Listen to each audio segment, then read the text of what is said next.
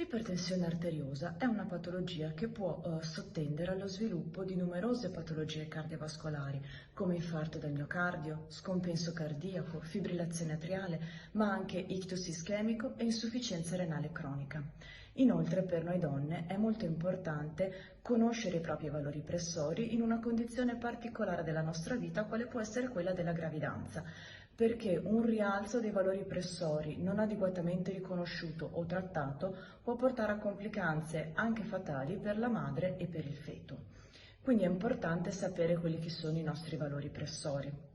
Un loro rialzo di solito si può manifestare con disturbi come cefalea, disturbi visivi, ronzio alle orecchie, aumentata affaticabilità, ma non sempre, talvolta è del tutto silente.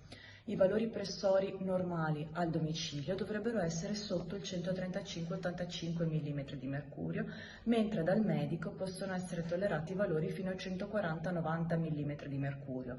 In caso di una discrepanza tra i valori riscontrati al domicilio e i valori riscontrati dal proprio medico, è possibile anche applicare un monitoraggio pressore delle 24 ore per avere una valutazione più completa.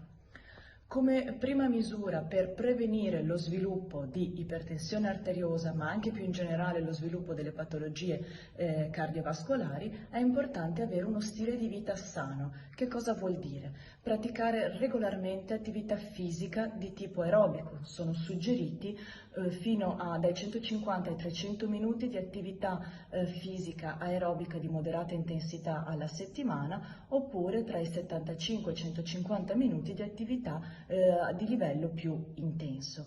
È importante ovviamente la cessazione del fumo, una dieta a basso contenuto di sodio, sotto ai 5 grammi al giorno, un moderato consumo di alcol, che significa al di sotto dei 2 bicchieri al giorno per il maschio e 1 bicchiere al giorno per noi donne, e un moderato consumo di caffè.